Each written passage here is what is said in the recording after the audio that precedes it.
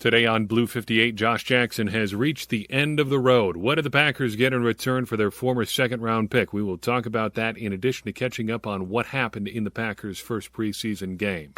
Blue 58! Hello and welcome to another episode of Blue 58, the one and only podcast of thepowersweep.com. I'm your host, John Meerdink. Very happy to be with you here for another episode. It is 9:06 p.m. on cutdown day as I come to you. Well, as I record this podcast, whenever it gets to you, it gets to you.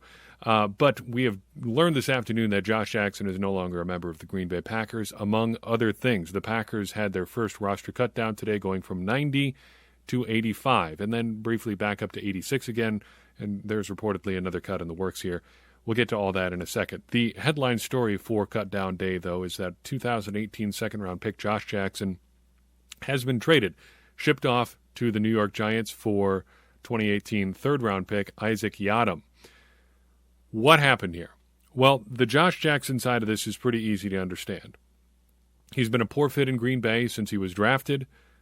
He never really made the conversion from basically exclusive outside zone cornerback into a cornerback that could do anything else in Green Bay, and now he's going to get a chance to try to do something else with another team. Yiadom is kind of the same sort of player. How he is used or why he is on his now third team since 2018 is really immaterial. The nuts and bolts are this. 6 feet tall, maybe 6'1", 190 pounds out of Boston College. I would say okay athlete looking at him. 6'1", relative athletic score. Doesn't stand out anywhere. The only place he doesn't look good is in the bench press. 8 reps at 225. But he's a cornerback, so it doesn't really matter all that much anyway. A 2018 third-round pick in Denver, as I said. He was traded to the Giants about this time last year. It hasn't been special through 3 years, obviously. Otherwise, he wouldn't be moving to his third team already. But he has been relatively healthy and reliable. He's at least good enough to get on the field in Denver and in New York. He's played 45 of 48 possible games in his career. 1 interception, 12 passes defensed. Not that exciting. Grades-wise, according to Pro Football Focus, he's basically the same as Josh Jackson, within a point on just about every front that they measure. Overall grade, 2020, he was a 56.8 compared to a 52 for Josh Jackson. He's slightly better against the run. He's a slightly better tackler. He is ever so slightly better in coverage than Jackson was. The important part here is through 13 games last year, he was targeted, through 16 games last year. He played 13 games as a rookie. Through 16 games last year, he was targeted in coverage 54 times. He allowed 34 completions for 451 yards and 6 touchdowns. Those numbers don't look great. They're not great. He is probably going to be, at best, the number 4 cornerback. You're looking for special teams depth here. He does have pretty good speed. 4.52 in the 40-yard dash. Good but not great. Good but not great agility scores. Overall, a depth trade. Just try something new here. Is it a good move? That's really not the right way of looking at it. The better way to look at this move is that there was no downside here. Josh Jackson was bad in the first preseason game, so no reason not to cut him. Instead, he turns into a lottery ticket. There is a chance, however low it might be, that Yiadom is going to be better than Jackson. You don't know until you look. Get him in the building, see what happens. You know Josh Jackson isn't the answer. Maybe the new guy will be. Elsewhere on cutdown day, only one cut actually happening today. The other 2, plus a couple IR moves happening over the last day or so as well. Zach Johnson released today. Small school guy. You could see the writing on the wall here. He was going to have to be really special to offset one reality. The Packers have been drafting a lot of interior linemen over the past couple of years. They drafted 3 last year. They drafted 3 more guys that are going to play on the interior this year. It just starts to get awful crowded there for an undrafted free agent who is not a special athlete. Same kind of goes for John Dietzen. Nice story coming out of Wisconsin, growing up in Wisconsin.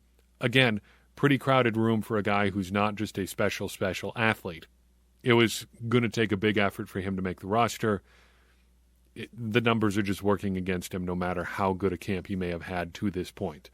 Finally, Ryan Winslow gets the axe yesterday. always the most likely scenario for him. This was probably how it was going to end.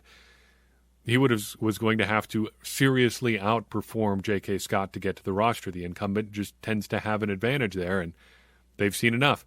That is now 2 specialist battles over. Now the even more nominal battle between Mason Crosby and J.J. Molson, the only one remaining of the 3 specialists, and we all know how that's going to shake out. More moves, though, on cutdown day. The Packers put Isaac Nauta and DeAndre Tompkins on injured reserve. Starting with the tight end Nauta, Packers seem to like him, seem to be coming on strong down the stretch here in camp. Some bad injury luck. He was out the second half against Houston. There's a possibility the Packers may make a roster settlement here, but if they like him enough to stick him on IR now, maybe they let him ride it out this season and just bring him back for like a reserve/futures type deal next January or February. So let him go through the off-season program again and try again next year. Just some bad injury luck for him. Same kind of goes for DeAndre Tompkins. I had him as kind of a weird potential roster sleeper, another small Tavon Austin, Tyler Ervin type. Very speedy, but he had a pretty well-defined role ahead of him in the offense. He was going to be that jet motion slot guy. Well, guess who ended up in Green Bay earlier this offseason? Well, I guess earlier this month or late last month. It's Randall Cobb. And he all but ends any competition for spots on the roster between himself and Amari Rodgers. You just aren't going to keep another guy who's going to do that role beyond those 2 guys. You'll find somebody else, Aaron Jones, Kylan Hill, somebody else to do it rather than keeping a third receiver who really can only do just that. Finally, after the cut-down deadline passes, we're getting reports that the Packers re-signed Jake Dolegala. Just hey man, good to see you. Welcome back. We know what's going on here. The Packers need another camp arm. They've got Aaron Rodgers. They've got Jordan Love. They've got Kurt Benkert. Love a little dinged up. They need a third quarterback just to run practice. They had a guy in for a workout. Not even going to bother bringing up his name, in part because I don't know what it is. I saw it and then lost it, and then it doesn't really matter because they signed Jake Dolegala anyway. They like the familiarity there, obviously. The twist to this is that they have to make a corresponding move, and the reported name attached to this move, according to Bill Huber of Sports Illustrated or Fan Nation or whatever they call that walking corpse that is Sports Illustrated now, Huber says it's Stanford Samuels getting the axe. He is going to be released to make room for Jake Dolegala, which is a real bummer considering how highly regarded Samuels was as a defensive back prospect last offseason. Got a bit of a rough shake in the combine, got a little hurt before he had to run, and that hurt his chances of making a run at a roster spot or getting drafted, I suppose. But he now is reportedly, at least on the outside looking in Green Bay, so the Packers can have another camp arm. That is probably due in part to the emergence of guys like Kabion Ento. Ento looking like a real player here, within reason.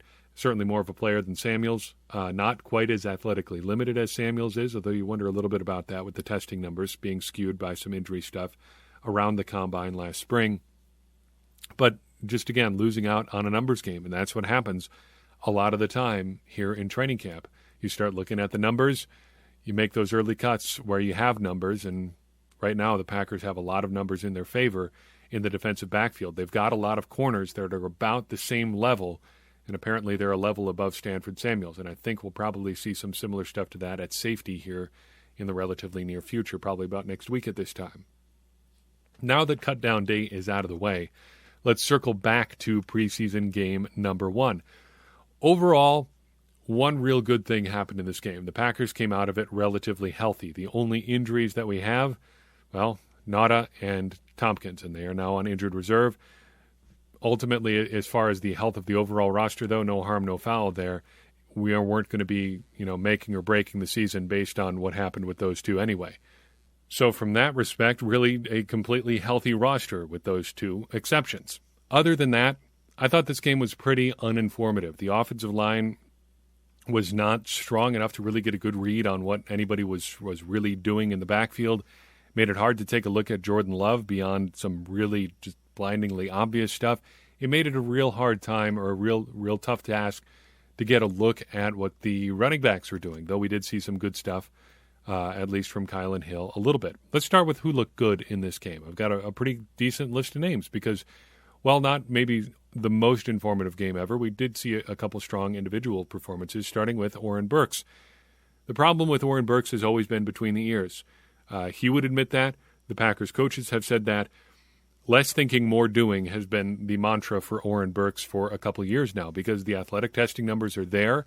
He's got pretty good size for a linebacker, not super elite size, but it's pretty good. He's got good physical tools. The problem is you see him sit there and process, and it never comes together for him. That looked different on Saturday night. He was getting up and down the field, more up, but just getting straight into the backfield like he was fired out of a cannon, slicing through gaps, that penetrating Joe Barry, Brandon Staley, Vic Fangio, five-man front, getting through the interior of the line and doing damage in the backfield. It was pretty good. Devin Funchess, kind of the same things. He was doing good things against guys that are not all that good. And that's what you would ask for, really, from a guy like him. He's an experienced player. He's a good athlete. He's a big body. You want to see him dominate guys that are not at his level of competition. Looking at Oren Burks and Devin Funchess together, a colleague of mine at Acme Packing Company, you know him as Matub if you hang around Packers Twitter at all, calls guys like this quad A players, quadruple A players. They're like Major League Baseball players who are way too good to be playing minor league baseball, but they're never going to be more than depth guys in the NFL or in Major League Baseball. And you kind of wonder if Oren Burks and Devin Funchess at this stage of their career are just that kind of guy. We're going to need to see more from them to know for sure. But Saturday night, they were beating up on a bunch of guys who aren't going to be playing on Sundays. And it's just a fact. That's the way it is. But you are not responsible for raising your level of competition.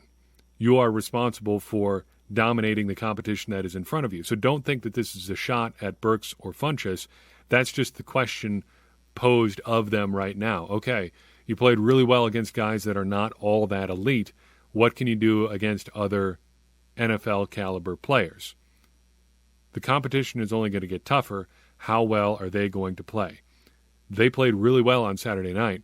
I want to see more of it going forward. Speaking of wanting to see more good things going forward, let's talk Kabion Ento here for a second. He absolutely looks like he belongs on an NFL football field. The transition time is over. He is fully an NFL defensive back now. I love his size. I love his length. It doesn't look like he has any kind of speed issues out there, and obviously we saw he's got some good ball skills as well. He looked like he belonged out there too. I liked what I saw from Vernon Scott too. He came downhill a couple times hard and filled. That is a big, bold letters job requirement for safeties in this scheme. Safeties got to fill in a hurry because the Packers and whoever runs this kind of scheme is going to be playing light fronts. Four-man defensive lines, maybe three down linemen, two down linemen, two edges, and an inside backer. It's going to be light up front. There's going to be a lot of defensive backs on the field. And if you still want to defend the run, you're going to have to come downhill in a hurry and get your body into the box. Scott did that a couple times. Henry Black once or twice too, but Scott was the main guy. Came downhill hard and Phil did it against the pass too. That is good to see. Kylan Hill. Couldn't have been more pleased. He looked exactly like what we've been saying since April, providing first and foremost extra juice in the passing game, great broken field running on the screenplay touchdown. We'll see about the run game. Want to see him behind an actual NFL offensive line before we draw too sweeping conclusions there, but really not a lot to complain about there. Really solid effort from Kylan Hill Saturday night, and as a bonus, returning kicks that can only help him as he tries to make the roster. Finally, Jordan Love, the one everybody wanted to see. My big takeaway from Love is that he didn't look in over his head. Didn't look nervous. Didn't look like he didn't know what was going on out there.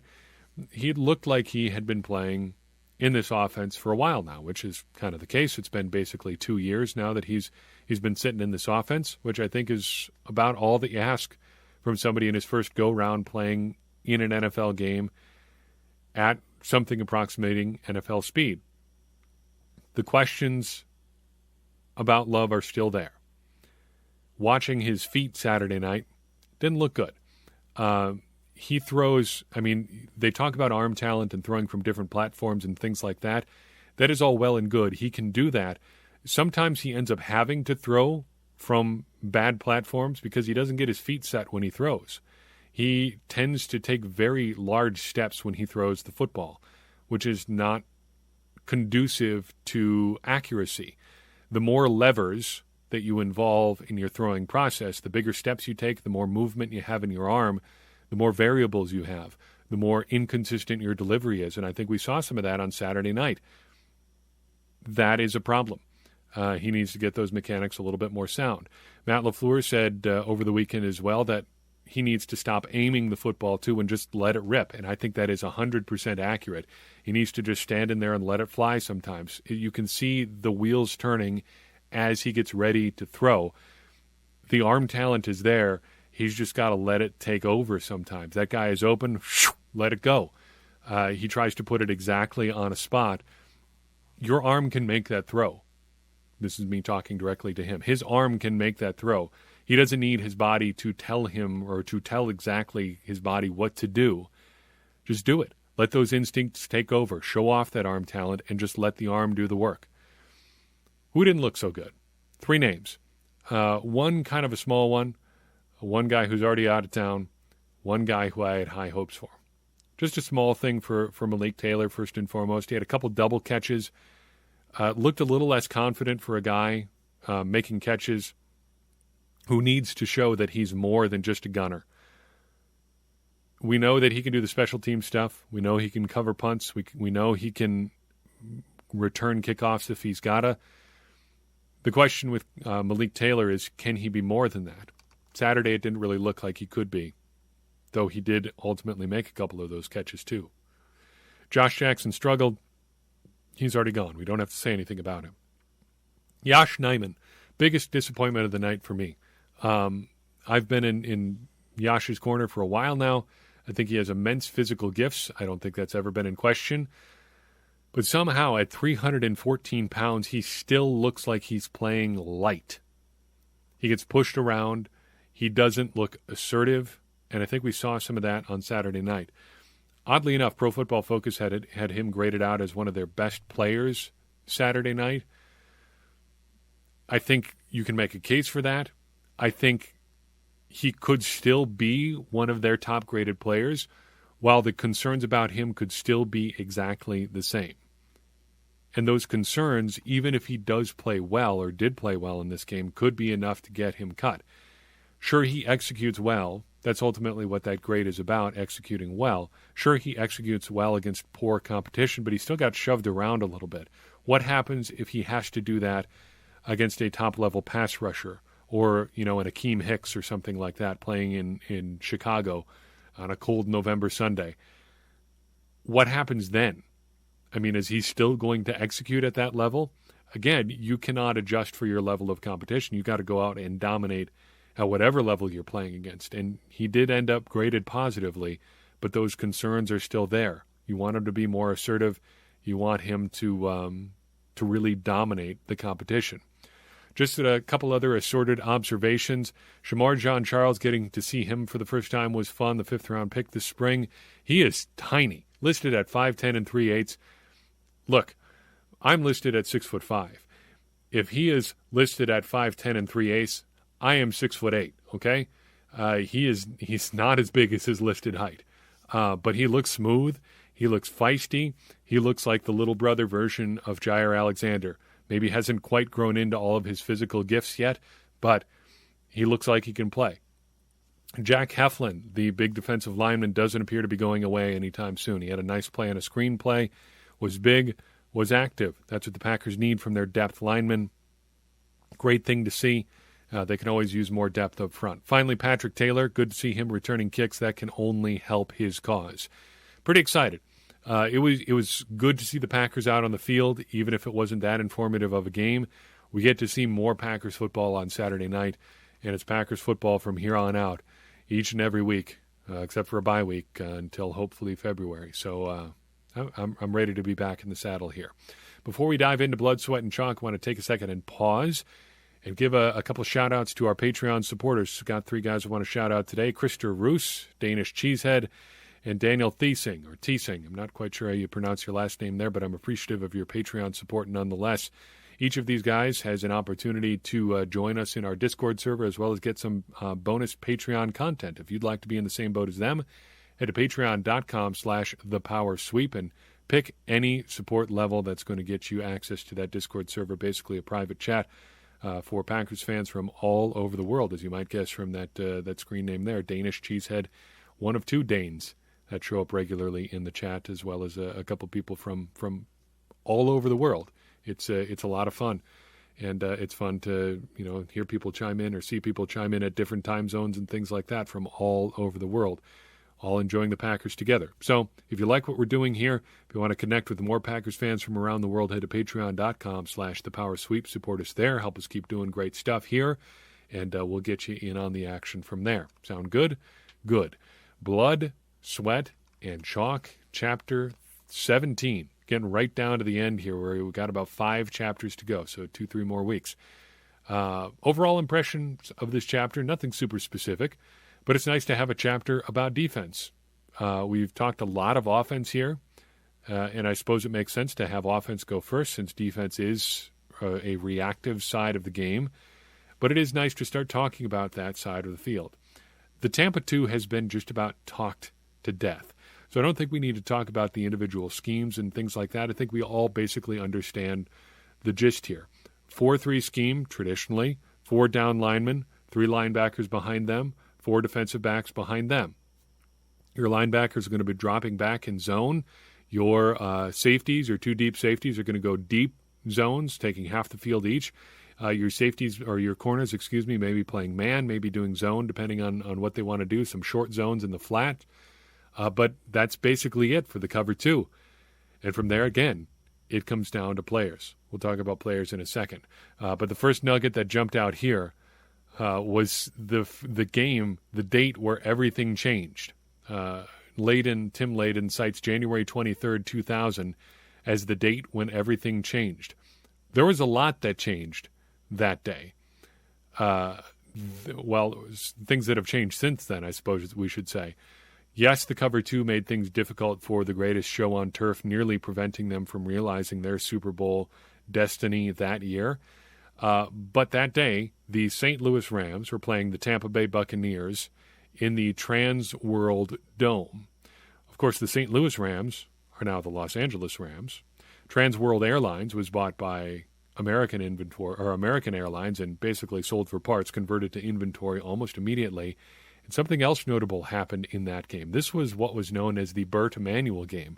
Sure, the cover 2 was a big factor in that game, but Tampa Bay Buccaneers fans might say there was another factor in that game as well, a failed replay review. The description of the infamous Burt Emanuel play from Wikipedia, quote, "The Buccaneers would mount a drive on their final possession. However, a replay overturned what appeared to be a second down reception by Buccaneers wide receiver Burt Emanuel, which would have set up a short yardage 3rd down. Emanuel dove for a catch and clasped the ball between 2 hands. Then upon falling, the ball touched the turf while in Emanuel's hands. The ruling on the field was a completed catch, but was overturned on review because the ball had touched the ground before Emanuel was deemed in possession of it. Following this, the Buccaneers threw incomplete passes on 3rd and 4th down, and the Rams were able to kneel out the clock." My heart bleeds a little bit because of that last sentence. Yes, you did not convert on 2nd down, but you still had 3rd down and 4th down. But still, they've got a point.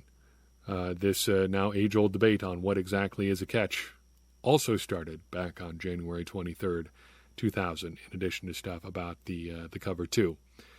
Brian Urlacher in this chapter was quoted as saying, "It works, man," in reference to the cover 2. And it's true, it does work.